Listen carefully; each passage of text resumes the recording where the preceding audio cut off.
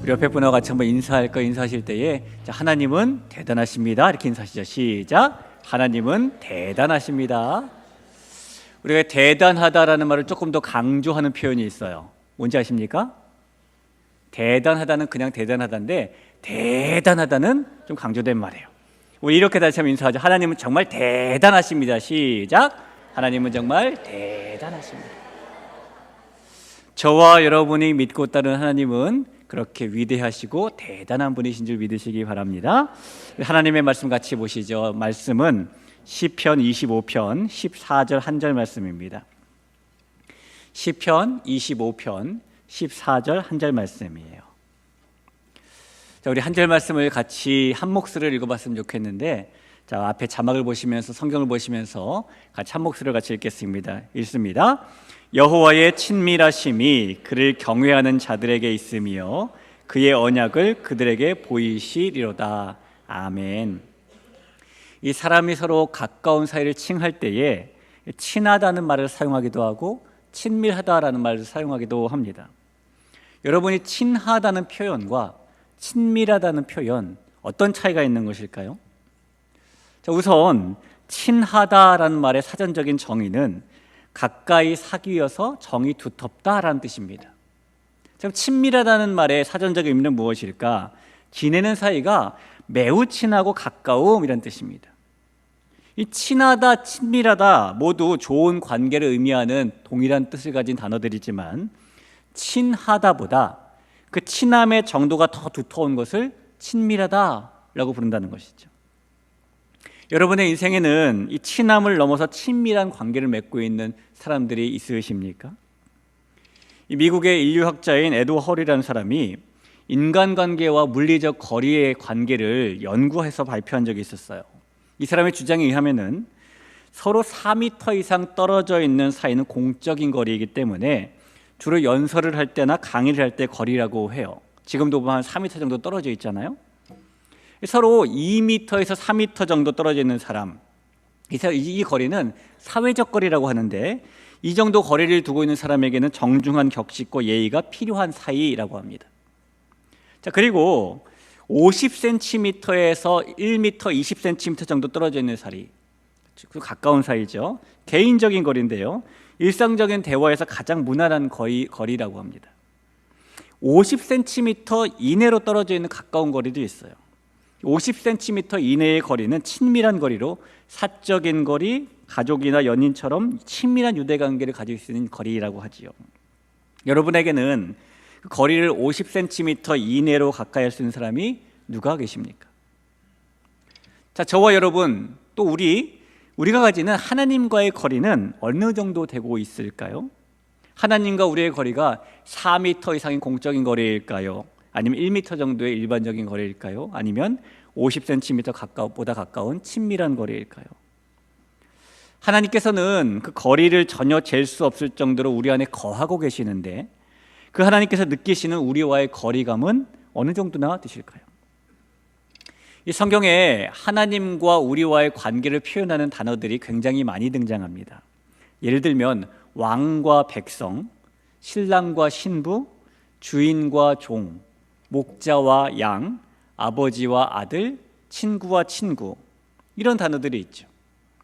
그런데 이 관계들은 모두 단순히 입장의 차이만을 말해주는 그런 단어들은 아니에요. 이런 관계들은 서로 친밀함을 전제로 하는 그런 관계들입니다. 왕과 백성의 관계인데 그냥 왕과 그냥 백성의 관계가 아니라 사이가 친밀한 왕과 백성, 신랑과 신부의 관계인데 사이가 매우 친밀한 신랑과 신부, 주인과 종의 관계인데 목자와 양의 관계인데 사이가 친밀한 주인과 종, 사이가 친밀한 목자와 양, 아버지와 아들의 관계도, 친구와 친구의 관계도 마찬가지로 서로 사이가 친밀한 관계를 말씀하고 있는 겁니다. 하나님께서 우리와 맺기 원하시는 관계는 4m 이상의 거리를 두는 공적인 관계도 아니고요, 1m 정도의 거리를 두는 일반적인 관계도 아니고 그 거리가 50cm보다 훨씬 더 가까운 친밀한 관계라는 겁니다. 여러분, 하나님께서는 우리와 친밀하기를, 또 지내는 사이가 매우 친하고 가깝기를 바라시는 분이라는 것을 기억하시기를 간절히 부탁을 드립니다. 하나님께서는 우리와 너무나 가깝고 친밀한 관계가 되기를 바라시는데, 하나님과 가까워지면, 친밀해지면 우리에게 뭐가 좋을까요? 하나님께 친밀해지면 우리에게 어떤 좋은 일이 생기게 될까요? 우리가 하나님과 친밀해지면 좋은 점이 몇 가지 생기게 됩니다. 먼저 하나님과 친밀해지면 좋은 것은 우리가 하나님을 더 잘 알 수 있게 된다라는 거예요. 이 친밀감이라는 것은 누군가와 서로 깊이 알아가는 관계를 말하지요. 얼마나 가까운가, 얼마나 깊이 알고 있는가에 따라서 친밀한가, 친밀하지 않은가가 달라지잖아요.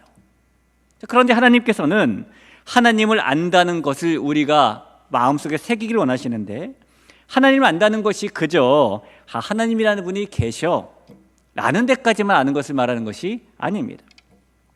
하나님을 안다라는 것은 마치 사랑하는 연인이 데이트를 하는 것처럼 연인과 가까이 앉아서 이야기를 주고받듯이 그렇게 살갑게 하나님과 사귀는 것을 말해요.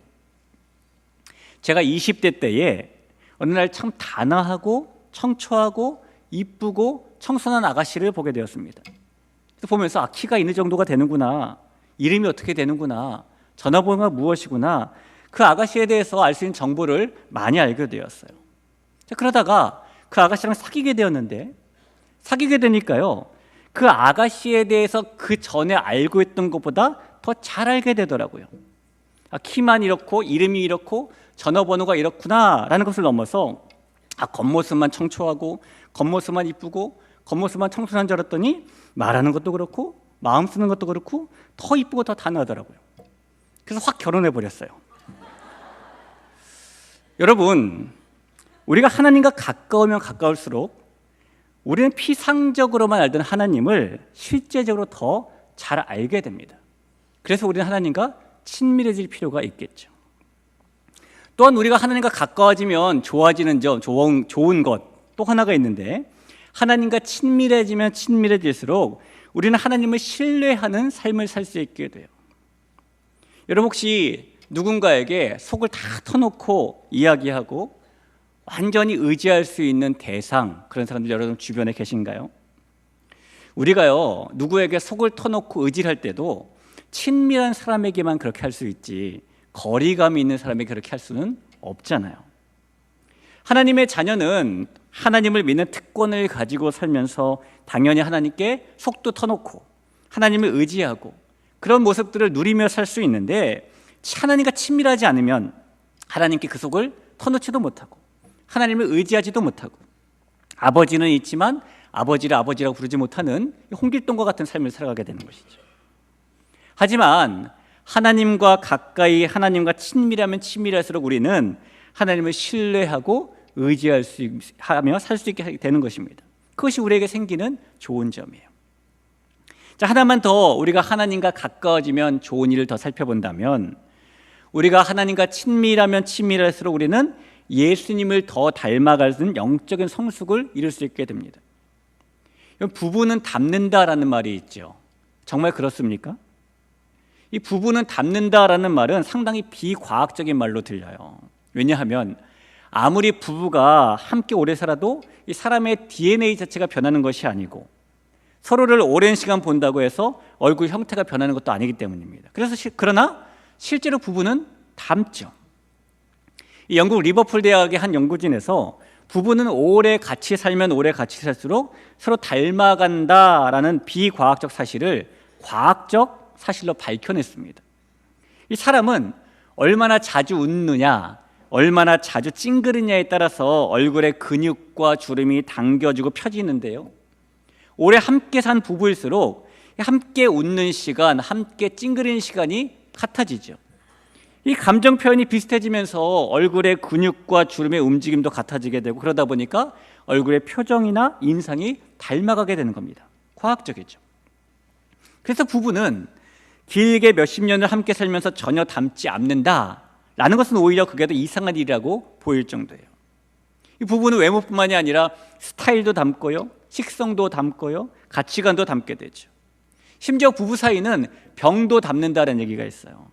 한 집에서 같은 음식을 먹고 사는 부부가 같은 식성을 가지게 되고, 같은 운동 습관을 가지게 되고, 나쁜 생활 습관도 함께 가지게 되고, 그러다 보니까 병도 유사한 질병에 함께 걸리게 된다는 겁니다.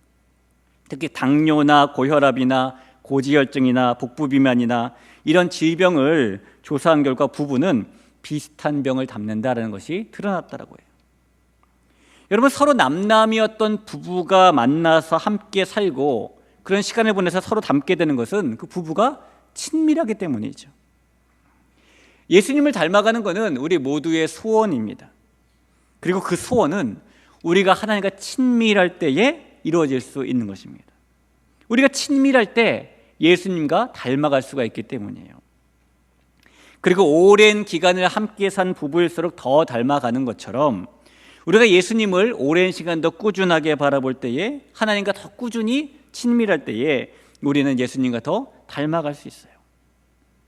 자, 지금까지 말씀드린 이런 이유들 때문에, 하나님을 더 잘 알게 되기 때문에, 하나님을 더 의지하며 살 수 있게 되기 때문에, 예수님을 더 닮아갈 수 있기 때문에 우리는 하나님과 조금 더 계속 친밀해져야 하는 겁니다.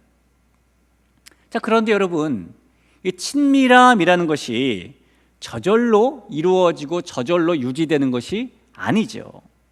우리는 이 정도면 친밀해 라고 생각하고 아무것도 하지 않는다면은 아무리 친밀한 관계라고 해도 서서히 멀어지게 되고요, 나중에는 친밀함이 아니라 거리감이 있는 관계가 될 겁니다. 그래서 계속해서 친밀함을 유지하려면 노력이 필요해요. 하나님과의 친밀함도 유지하기 위해서 마찬가지입니다. 동일하게 노력이 필요합니다. 저절로 유지되지 않습니다. 하나님과 더 가까워지기 위해서 우리에게 필요한 노력이라는 게 있다는 거예요. 하나님께서는 우리와 친밀한 교제를 나누기 원하시지만, 그렇다고 해서 하나님께서 우리를 강제로 그 교제의 자리에 앉혀지는 않으십니다. 하나님께서는 우리가 하나님과 교제를 나누기 원하지도 않는데 그런 우리를 강제로 끌어다가 앉혀놓으시고 우리 사귀자, 교제하자라고 안 하신다는 거예요. 하나님께서는 우리가 자발적으로 하나님 앞에 나와서 하나님과 교제에 빠지기를 바라시기 때문이죠. 자발적인 노력이 있어야 돼요. 여러분, 하나님과 친밀해지시기 위해서 어떤 노력들을 하고 계실까요? 우리가 하나님과 친밀해지려면 어떤 노력들을 해야 할까요? 이 하나님과 친밀해지기 위해서 할 수 있는 가장 대표적인 노력이 하나님과 함께 먹는 겁니다. 여러분, 함께 먹는다는 게 매우 중요하잖아요. 요즘에는 이 가정마다 함께 가족이 모여서 식사를 나누는 경우가 힘든 일도 많이 있는데, 그러나 한 연구 결과에 의하면은 가족이 함께 식사를 하면은 자녀들에게 여러 가지 유익이 있다고 해요. 우선 식구들이 다 같이 모여서 밥을 먹을 때에 자녀들의 비만이 예방된답니다. 일주일에 5일 이상 부모와 함께 식사를 함께한 자녀들, 그런 자녀들은 그렇지 않은 자녀들보다 비만의 위험도가 훨씬 낮다라는 연구 결과가 있어요. 이 자녀들의 정신 건강에도 유익하게 됩니다. 가족들과 함께 식사하는 그런 아이들은 그렇지 않은 아이들보다 사람을 더 신뢰하게 되고요, 대체로 감정적으로 안정적인 경향을 보인다고 해요. 심지어 가족들과 함께 식사하는 자녀들은 천식 예방에도 도움이 된다고 해요. 이 만성 천식을 앓고 있는 아이들을 잘 관찰했는데요, 가족과 함께 식사를 한 아이들은 폐 기능이나 천식 증상이 눈에 띄게 향상되었습니다. 그래서 어린이가 천식 때문에 일상생활에 지장을 받는 정도가 줄어들었다는 거죠.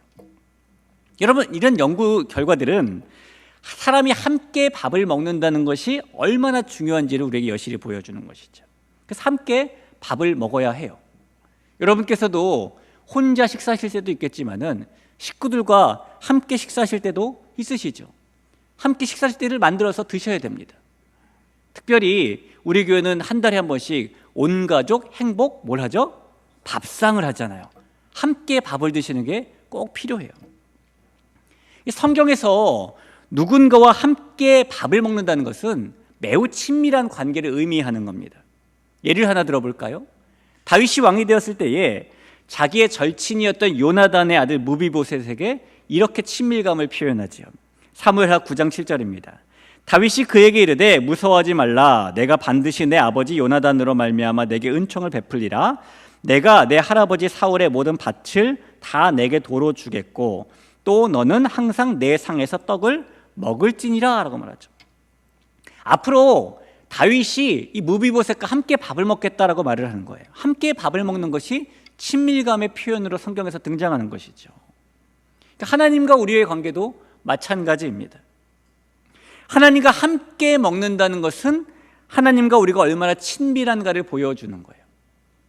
이 구약의 제사가 대표적인 예이죠. 하나님의 백성이 드린 제물을 하나님께서 흠량하시고, 다시 말하면 하나님께서 잡수시고, 그 제사의 종류에 따라 제물을 사람들이 나누어 먹기도 하는데요. 그래서 제사는 하나님과 함께 먹는 시간이 되는 것이고, 제사는 하나님과의 친밀감을 표현하는 방법이 되었습니다. 신약에서도 동일한 개념이 나타났죠. 예수님께서 십자가를 지시기 전날 밤에 제자들과 함께 다락방에서 유월절 만찬을 나누십니다. 밥을 함께 드셨다는 거예요. 그러면서 내 살을 먹고 내 피를 마셔라, 함께 먹자고 말씀하셨죠. 또 요한계시록에 의하면은 예수님께서는 함께 먹고 마시는 것이 친밀감을 의미한다는 것을 또 이렇게 말씀하십니다. 요한계시록 3장 20절입니다. 볼지어다 내가 문 밖에 서서 두드리노니 누구든지 내 음성을 듣고 문을 열면 내가 그에게로 들어가 그와 더불어 먹고 그는 나와 더불어 먹으리라 라고 말씀하죠.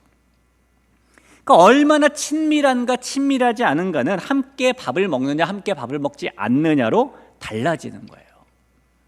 주일에 예배가 다 끝나고 7층에 식사를 하러 올라가시게 됩니다.